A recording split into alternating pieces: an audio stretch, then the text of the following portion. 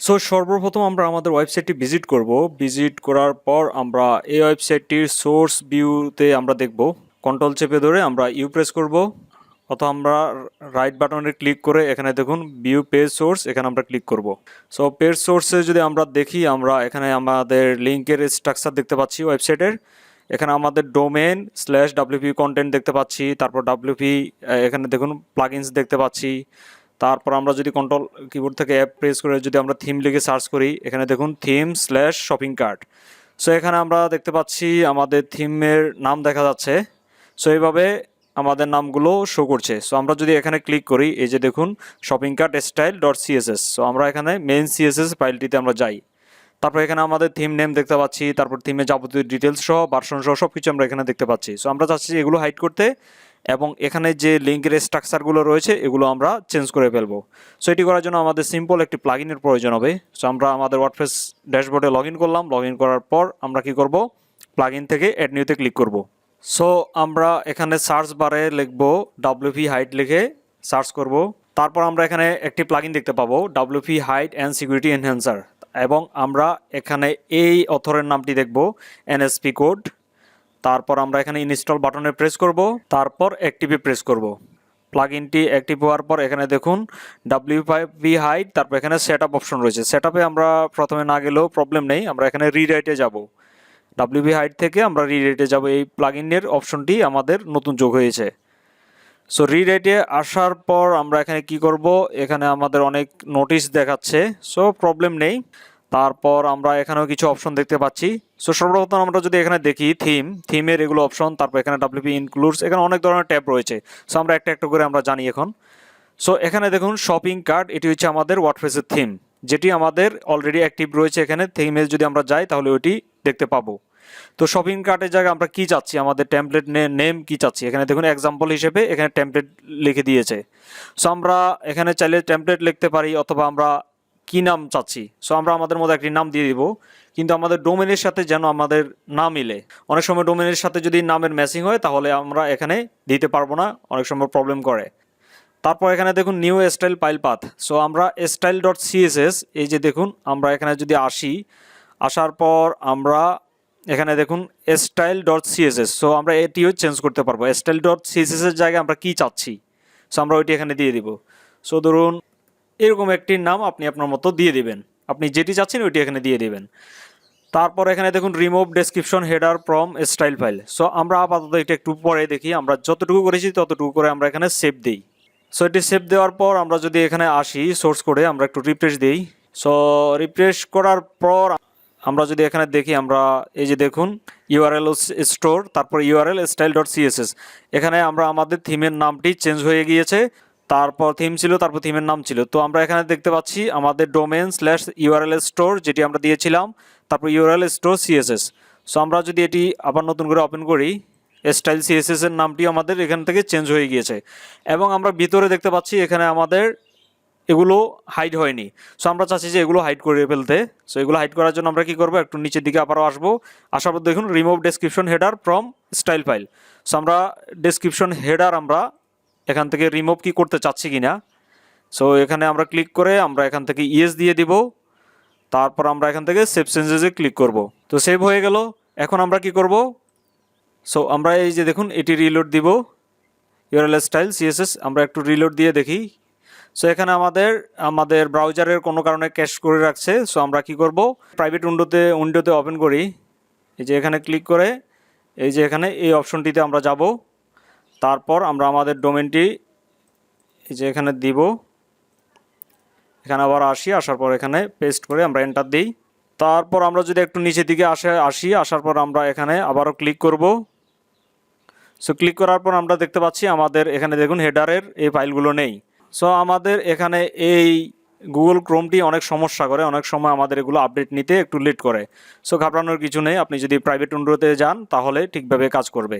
So আমরা এখানে আবারও ব্যাকএন্ডে আসবো, আসার পর এখান থেকে রিরাইটে আবারও আসবো। আসার পর আমরা তো বুঝতে পেরেছি এগুলোর অপশন কি। তারপর আমরা ডাব্লিউপি ইনক্লুডসে যাব, এখানে ক্লিক করব। এখানে ক্লিক করার পর আমরা নিউ ইনক্লুড পাথ। সো আমরা এখান থেকে দেখুন ডাব্লিউপি ইনক্লুড রয়েছে। সো এই জায়গায় আমরা কি চাচ্ছি, সো আমরা এখানে আইএনসি দিয়ে দিতে পারি, অনেক ওয়েবসাইটে দেখা যায় আইএনসি মানে ইনক্লুড করতে হলে। তারপর আমরা এখান থেকে ব্লগ ডাব্লিউপি ইনক্লুডস ইউআরএল এটি করার জন্য আমরা এখান থেকে শোতে ক্লিক করব, তারপর আমরা ইজ দিয়ে দিব, তারপর আমরা এখানে সেভে ক্লিক করব। সো আমরা যদি এখানে সোর্স করে আবারও আসার পর আমরা এই যে দেখুন ডাব্লিউপি ইনক্লুডস।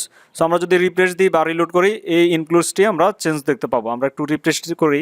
সো দেখুন আমাদের ডোমেন/আইএনসি হয়ে গিয়েছে, ডাব্লিউপি ইনক্লুডস এই জিনিসটি নেই। সো এইভাবে আমরা বাকিগুলো কাজ করব।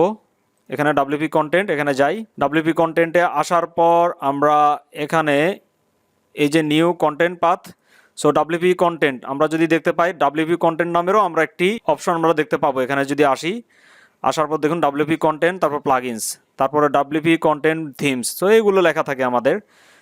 সো আমরা কি করব, এখানে ডাব্লিউপি কন্টেন্টের জায়গায় কন্টেন্ট বা মিডিয়া কিছু একটা আমরা দিতে পারি। সো ধরুন আমি কন্টেন্টে দিয়ে দিলাম। তারপর এখানে যদি আপনি এখানে শো দেন, এটি যদি ইয়েস দেন অনেক সময় আপনার একটু প্রবলেম করতে পারে ইয়েস দিলে। সো আপনি নো রাখলে নো রাখতে পারেন। যদি আপনি এখানে যে দেখুন ব্লগ ডাব্লিউপি কন্টেন্ট ইউআরএল, এই ইউআরএলটি কি আপনি ব্লক করতে চাচ্ছেন কিনা, সো আপনি যদি চান এখানে ইয়েস দিয়ে দিতে পারেন। যে কোনো প্রবলেম দেখলে আপনি এখান থেকে নো করে আপনি আবারও ট্রাই করতে পারেন, সমস্যা নেই। এই প্লাগইনটি আপনার থিমের উপর বা ওয়েবসাইটের উপর কোনো এফেক্ট ফেলবে না, সমস্যা নেই। কোনো প্রবলেম হলে আপনি প্লাগইনটি ডিঅ্যাক্টিভ করে রাখতে পারেন। সো আমরা এখানে ডাব্লিউপি কন্টেন্ট দেখলাম, তারপরে এখানে আমরা ইয়েস দিলাম। আমরা এখন কি করব, এখানে এসে আমরা একটু রিলোড দিই। তারপর ডাব্লিউপি কন্টেন্ট, এই যে দেখুন এটি কন্টেন্ট হয়ে গিয়েছে রিলোড দেওয়ার সাথে সাথে। তারপর আমরা এখন একটু এখানে আসি আবারও ডাব্লিউপি কন্টেন্ট, তারপর এখানে আমরা প্লাগইনস দেখতে পাচ্ছি। সো প্লাগইনসের বেলায়ও সেমভাবেই ডাব্লিউপি কন্টেন্টের পরে আমরা এই যে দেখুন /প্লাগইনস, সো প্লাগইনসের জায়গায় আমরা কি চাচ্ছি ওটি আমরা এখানে দিয়ে দেব। সো প্লাগইনসের জায়গায় আমরা ধরুন অ্যাপস দিতে পারি। এখানে এই যে তারা এক্সাম্পল দেখাচ্ছে, এক্সাম্পল দেখে দেখে আমরা এখানে দিতে পারি। অথবা আপনি এখান থেকে অ্যাডন্স দিতে পারেন। সো আমি এখান থেকে অ্যাডন্স দিয়ে দিলাম। তারপর আপনি প্লাগইনের ইউআরএল কি আপনি ব্লক করতে চাচ্ছেন কিনা, যদি চান তাহলে এখান থেকে আপনি শোতে ক্লিক করে ইয়েস দিয়ে দেবেন। সো আপাতত এগুলো নোই থাকুক, এগুলো করাটি প্রয়োজন হবে না। তারপর আপনি এখান থেকে new path for WooCommerce plugin, so আপনি উকমার্স প্লাগইনের জন্য একটি পাথ আপনি সিলেক্ট করে দিতে পারেন।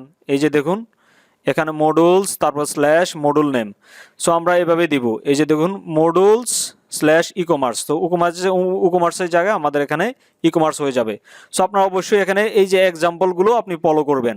এই যে এখানে কি করেছে, মডুলস দিয়েছে, তারপর স্ল্যাশ দিয়েছে, এখানে মডুলস নেম দিয়েছে। সো আপনি এভাবে দিয়ে দিতে পারেন, এক্সাম্পল থেকে থেকে এগুলো দিয়ে দিবেন।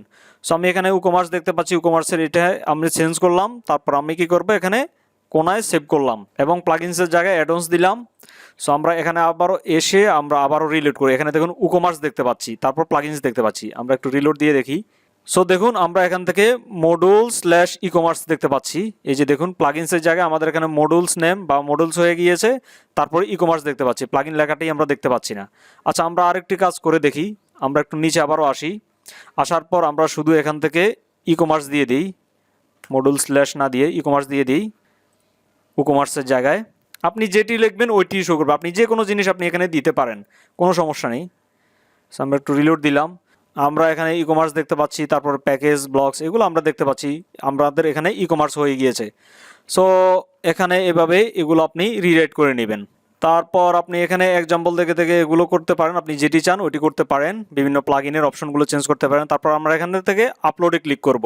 সো আপলোডে ক্লিক করার পর আমরা এখান থেকে যদি দেখি ডাব্লিউপি কন্টেন্ট, তারপর আপলোডের ভিতরে আমাদের ইমেজ, তারপর ফাইল, যত যাবতীয় অনেক কিছু এখানে থাকে। সো আমরা যদি এখানে আসি, এখানে আমরা আপলোড নামের একটি অপশন দেখার কথা। আমরা একটু নিচের দিকে যদি আসি আমরা কোনো ইমেজে যদি যাই, এই যে দেখুন ডাব্লিউপি, এই যে ডাব্লিউপি কন্টেন্ট নেই, আমরা যেহেতু কন্টেন্ট দিয়েছিলাম, তারপর এখানে আপলোডস রয়েছে। সো আমরা এখান থেকে যদি আপলোডের এটি ভিউ করি, এটি নিশ্চয়ই কোনো একটি ইমেজ হবে। এই যে দেখুন ইমেজ, এবং ইমেজের ইউআরএলের মধ্যে এখানে আমাদের আপলোড রয়েছে। সো আমরা এটি ক্লোজ করলাম। আমরা এখানে দেখি আপলোডস, সো আপলোডসের জায়গায় আমরা কি চাচ্ছি, মিডিয়া দিয়ে দিলাম, অথবা আপনি যা চান এটি দিয়ে দিবেন। তারপর আমরা এখান থেকে সেভ করে দিলাম। তারপর কমেন্টসে আমরা আসতে পারি, কমেন্টস থেকেও আমরা এখান থেকে কি চাচ্ছি, এই যে দেখুন ইউজার ইনপুট .php। সো আমরা যদি wp comments post .php এটি যদি আমরা রিডাইরেক্ট করতে চাই, তাহলে আমরা এটি দিয়ে দিতে পারি, এই যে ডাটা ইনপুট বা কমেন্ট ইনপুট .php। তারপর আপনি কি ব্লক করতে চাচ্ছেন কিনা, সো ব্লকটির আপাতত নো করা থাকাই ভালো। আপনি এগুলো ইউজ খুব কমই দিবেন, কারণ এখানে ইউজ দিলে অনেক সময় অনেক প্লাগইন কনফ্লিক্ট করতে পারে, সমস্যা করতে পারে। তারপর আমরা অথরে যাব। অথরের টেক্সটিও আপনি এখান থেকে চেঞ্জ করতে পারেন। অথরের জায়গায় আপনি কি চাচ্ছেন, এই যে দেখুন স্ল্যাশ অথর। সো অথরের এখান থেকে স্লাগটিও আপনি এখান থেকে চেঞ্জ করতে পারেন। সার্চ, তারপর জেসন ফাইল, রুট ফাইল, এখানে আরও অনেক অপশন রয়েছে। যা যা প্রয়োজন আমরা ওগুলো এখান থেকে করে নিতে পারবো। সো এগুলো সম্পর্কে তো আমরা মোটামুটি জানলাম। আমরা তারপর এখানে দেখুন বাম পাশে এখানে general/html, আমরা এই ট্যাবে যাব, এখানে ক্লিক করব। সেখানে ক্লিক করার পর আমরা এখানে দেখতে পাচ্ছি রিমোট ওয়ার্ডপ্রেস জেনারেটর মেটা। সো আমরা এখানে যদি দেখি এই যে কি এটি মেটা নেম, তারপরে জেনারেটর কন্টেন্ট, এখানে আমাদের ওয়ার্ডপ্রেসের মধ্যে এরকম একটি ট্যাগ থাকে। তো আমরা যদি এখানে দেখি এই যে দেখুন মেটা নেম জেনারেটর কন্টেন্ট ওয়ার্ডপ্রেসের এখানে ভার্সন দেখাচ্ছে। তারপর এখানে জেনারেটর মেটা, এগুলো হচ্ছে আমাদের জেনারেটর মেটা নেম। সো এগুলো আপনি যদি হাইড করতে চান তাহলে আপনি এখান থেকে এটিতে ইয়েস করে দিবেন। তারপর রিমুভ আদার জেনারেটর মেটা। সেখানে আদার জেনারেটর মেটা বলতে এখানে আরও অনেক ধরনের স্ট্রাকচার রয়েছে, যে যেমন ধরুন ডিবি, চাইল্ড, এখানে থিমের জেনারেটর কিছু আমাদের মেটা থাকে। সো এগুলো আপনি হাইড করতে চাইলে আপনি এখান থেকে ইয়েস করে দিবেন। সো আমাদের যেটি যেটি প্রয়োজন হবে এটি আমরা এখান থেকে অন অফ করে আমরা দেখতে পারি। সো সবশেষে আমরা কী করবো, একদম নিচে এসে সেভ করে দেব। সেভ করার পর আমরা এখান থেকে অ্যাডমিন বারে যেতে পারি। সো এখান থেকে যাবতীয় সব কিছু আমরা এখান থেকে চাইলে চেঞ্জ করতে পারি বা কাস্টমাইজ করতে পারি। এখানে দেখুন, সো এখান থেকে আমরা যদি অ্যাডমিন বারটি যদি দেখি, এটি হচ্ছে আমাদের উপরে এটি শো করছে যে এটি হচ্ছে অ্যাডমিন বার। এখানে remove admin bar for administrator. So অ্যাডমিনিস্ট্রেটরের জন্য অ্যাডমিন বার কি আপনি হাইড করতে চাচ্ছেন কিনা, আপনি যদি এখানে ইয়েস দিয়ে যদি সেভ দিয়ে দেন তাহলে উপরে অ্যাডমিন বারটি শো হবে না। এটি আপাতত নো থাকুক। তারপর আপনি কাদের জন্য হাইড রাখতে চাচ্ছেন, এখানে দেখুন অথর, তারপর কন্ট্রিবিউটর, সাবস্ক্রাইবার, কাদের জন্য আপনি হাইড চাচ্ছেন এখানে আপনি তাদের জন্য এখানে ইউজ করে দিবেন। সো আমরা বেশিরভাগই সাবস্ক্রাইবারের জন্য আমরা হাইড রাখতে চাই। সো সেই জন্য আমরা সাবস্ক্রাইবারের জন্য আমরা এখান থেকে ইয়েস করে রাখবো। তারপর এছাড়াও এখানে আরও অনেক কিছু অপশন রয়েছে, সব কিছু দেখানো পসিবল না একই ভিডিওতে। তারপর আমরা যদি যাই এখানে দেখুন অ্যাডমিনে আমরা ক্লিক করব এবং এখানে কিছু জিনিস আমাদের খুবই ইম্পর্ট্যান্ট। এখানে দেখুন new WP log in PHP. So এখানে আমাদের একটি নোটিশ দেখাচ্ছে, এখানে যদি অন্য প্লাগইন দ্বারা যদি আমরা অলরেডি করে থাকি, এই যে ডাব্লিউপি লগ ইন পিএইচপির এইটি যদি আমরা চেঞ্জ করে থাকি তাহলে আমরা এখান থেকে না করলেও হবে। সো এই জন্য আপনি খেয়াল করবেন আপনার অন্য কোনো প্লাগইন দ্বারা কি এগুলো চেঞ্জ করেছেন কিনা। সো যদি না করে থাকেন তাহলে আপনি চাইলে এখান থেকে করতে পারেন। যেমন ডাব্লিউপি লগ ইন ডট পিএইচপির জায়গায় লগ ইন ডট পিএইচপি দিয়ে দিলাম, এরকম কিছু। তারপর এখানে আমরা block default log in PHP. So আমরা চাচ্ছি যে এটি ব্লক করে দিতে, এটি যেন না শো করে অথবা না এটি ইউজ করতে পারে। সো এটি করে আমরা এখান থেকে সেভ দিলাম। সো কোনো কারণে কোনো যদি এরর দেখেন বা সমস্যা দেখেন তাহলে আপনি এটি এখান থেকে নো করে দিতে পারেন, নো করে আপনি সেভ করে দেখতে পারেন। সব কিছু চেঞ্জ করে করে আপনি আউটপুট দেখবেন। তারপর অ্যাডমিন ইউআরএল। সো অ্যাডমিন ইউআরএলে আমরা যদি আসি, আমরা এখানে যদি দেখি আমাদের উপরে একটি অ্যাডমিনের একটি ইউআরএল শো করছে, এই যে দেখুন ডাব্লিউপি অ্যাডমিন। সো এটি আমরা কিভাবে চাচ্ছি, এটি আমরা এখানে এই স্ট্রাকচারটি আমরা চেঞ্জ করতে পারবো। সো আমরা ডাব্লিউপি অ্যাডমিনের জায়গায় শুধু অ্যাডমিন দিয়ে দিই, অথবা আপনি যেটি চান এটি আপনি এখানে দিয়ে দেবেন। সো আমি শুধু অ্যাডমিন দিলাম এখানে। তারপর এখানে আমরা এটিকেও আপাতত ব্লক করে দিই, এখানে শো দিই, ইয়েস দেই, তারপর সেভ দিই। আচ্ছা, আমাদের এখানে ভ্যালু হিসেবে অ্যাডমিনটি সেট হচ্ছে না, সো আমরা অন্য কিছু দিব। সো এখানে ধরুন আমি লগ ইন দিয়ে দিলাম, তারপর আমি আবারও সেভ করে দিলাম জিনিসটি। সো এখানে লগ ইন করার পর আমরা এখানে দেখতে পাচ্ছি লগ ইন ডট পিএইচপিতে আমাদেরকে নিয়ে এসেছে। আমরা এখান থেকে অ্যাডমিন হিসেবে লগ ইন করতে হবে, আমাদের পাসওয়ার্ড দিয়ে লগ ইন করে দেখি ওয়ার্ডপ্রেসটি। সো এখানে আমরা দেখতে পাচ্ছি ডাব্লিউপি অ্যাডমিনটি নিয়ে এখানে লগ ইন চলে এসেছে। সো আপনি যেটি চান ওটি আপনি ওখান থেকে সিলেক্ট করে দেবেন বা চেঞ্জ করে নেবেন। সো আমরা যদি আবার এখান থেকে ডাব্লিউপি হাইটে গিয়ে আবারও যদি অ্যাডমিনে যাই তাহলে এখানে দেখতে পাচ্ছি আমরা লগ ইন তারপর /admin.php। সো এগুলো কিছু দেখতে পাচ্ছি।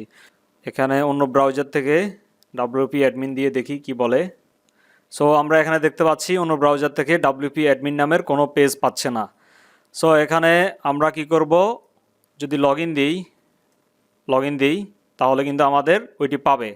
সো দেখুন লগ ইন দেওয়ার সাথে সাথে লগ ইন ডট পিএইচপি চলে এসেছে। সো এইভাবে আমরা আমাদের ইচ্ছা মতো এই লিঙ্কের স্ট্রাকচারগুলো, ফাইলের নেম, লিঙ্কের স্ট্রাকচার, এগুলো সব কিছু আমরা এখান থেকে চেঞ্জ করতে পারি।